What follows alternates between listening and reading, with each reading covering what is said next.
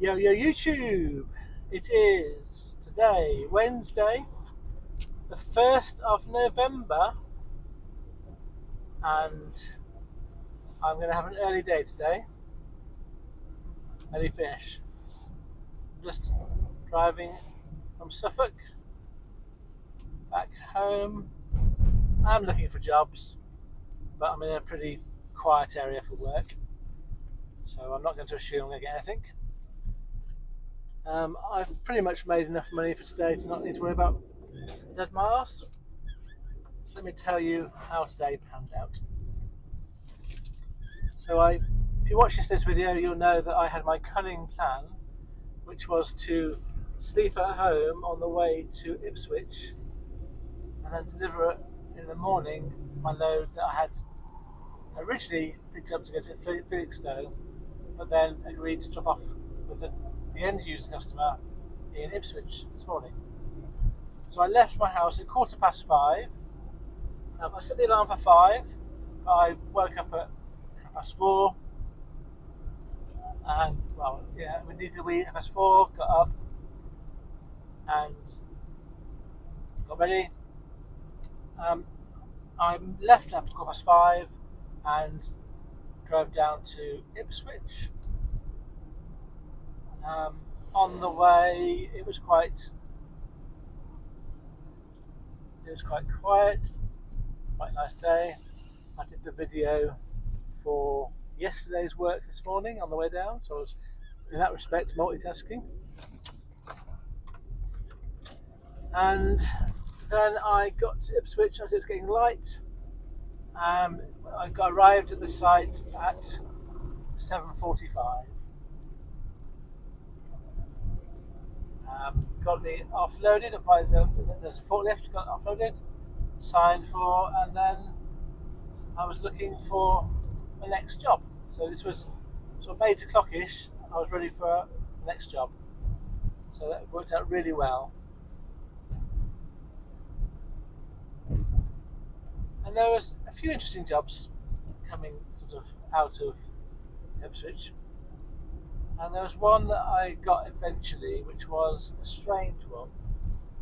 Because of the way CX is set up, you can't put on very easily multiple pickups and multiple drop-offs.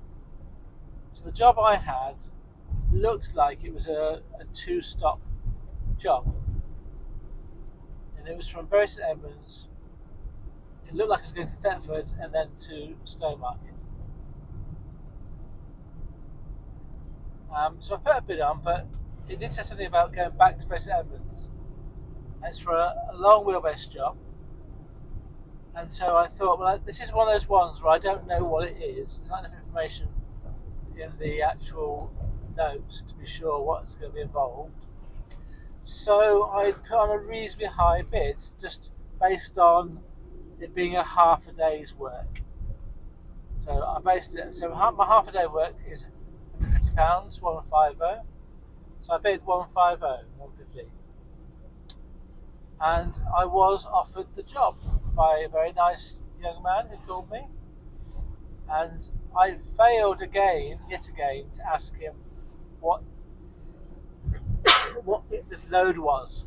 But he did tell me that I had to go to Bury St Edmunds and then go deliver the first one, go back to Bury St Edmunds, deliver the second one. Actually, in this case, there was a third trip. So it was to in Suffolk, then to Thetford in Norfolk, and then to Stowmarket in Suffolk. And each time going back to Bury St Edmunds. And on the CX notes, it said 88 miles.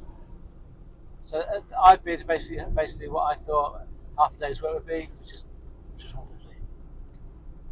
And I was really reticent about this because when I got given it was 3 jobs. Basically, I realised it was 3 jobs in one. So basically, I was doing £50 a job 3 times, and that may or may not end up being worth doing. It might end up being not worth it. But and also there was a note on the final message that said, "Any handballing, please can you do that, and we'll pay you for it." So I got the sense from both talking to the shipper and that note that they were fair and reasonable. So I didn't get too anxious about it, but I did think I have to be a bit careful. So what I did do is when I arrived at Preston Evans, I made a note of my mileage, basically zeroed my trip and the time that I got there. So I got to my first pickup at 9:10, and it was I'll tell you, I suppose, what the manufacturer was. It was a kitchens supplier. So they put a kitchen on my van, which basically almost filled it up, the first one. And then I took that to my first address in I. When I got to the other end, there was a couple of tradespeople who were doing work in the residential house, and I helped them, and we got it all handled off. When I say I helped them, I made sure I did the lighter bits and they did the heavier bits. There was a big full-size worktop, and I didn't touch that. It was way too heavy for me. As a slight aside, I definitely feel not as strong as I used to be, and so if I can get away with not carrying heavy stuff nowadays, I will try and avoid it. And luckily today, most of the time I can avoid it. It wasn't that long ago when I would sort of carry quite heavy stuff quite easily, but time and age creeps upon us all. So I went back to Bury St Edmunds then, and I got the next load. The next load was much smaller. So I then went with that one to Thetford, and the first trip was about 23 miles, about 45 minutes, and then the second trip was about 12 miles, about 23 minutes, 24 minutes. And then I came back to Bury St Edmunds, but before I left, the guy that I was delivering the stuff to said there was 2 things missing. And so I wasn't quite sure what I should do, but I made a decision. And I wonder whether you would make the same decision. So I had with me the paperwork, a copy of the paperwork, showing the items that were missing and the number of the manufacturer. And the guy that I spoke to, the tradesman, said he had been told by a lady I was coming, so he had a contact name in the manufacturer. And my instinct was, in terms of my customer service instinct, was to offer to call the manufacturer. But I didn't say that. What I said instead was I'd call my boss and find out what we were going to do about it. So then I called the shipper, and I said to them, there's 2 items missing. I'm now going to go back to collect my third set of work. I'll let you know what they say I should do when I get there. And I was expecting to go back and then be given these 2 items to redeliver to Thetford, which obviously would have been about an extra 46 miles to my day, and an extra probably 40 odd minutes.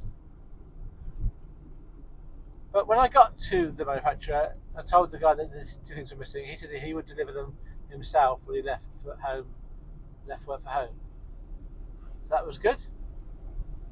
And so I took the last set of items to the last address, and this time it was loads of heavy stuff. I could not manage it by myself, no way. I helped the guy put it onto my van, and at the other end, when I arrived, there was no workman on site. And I arrived on site around about 1:15-ish. And so I knocked on the door, the homeowner came to the door, and I explained I had some items for him.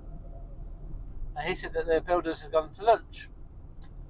So he said he would contact them, and I just started to unload the light stuff from my van.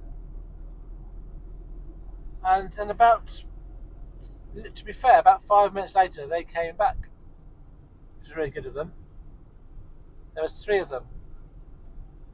And they said, the lead guy said, I thought you were going to be here till 2:30. Well, I just said I wasn't given a time. I just came here as soon as I finished my last run. So I think he's a bit annoyed, and I suppose rightly so. If you've been told a certain time and the guy comes over an hour early, it's not very good for you. But give them credit, the two guys helped offload all the heavy stuff, and I then got off out of the way as soon as I could. And then I was finished. So I then wrote down the time that it had taken me, and by the time I'd finished, it was about 1:35, and I had driven 83 miles backwards and forwards. So I'm rounding that to up to 4.5 hours work. So actually, I've slightly benefited today because I tuned 5 hours work would be £150. So I've basically gained half an hour's worth of money, which isn't massive, but it's.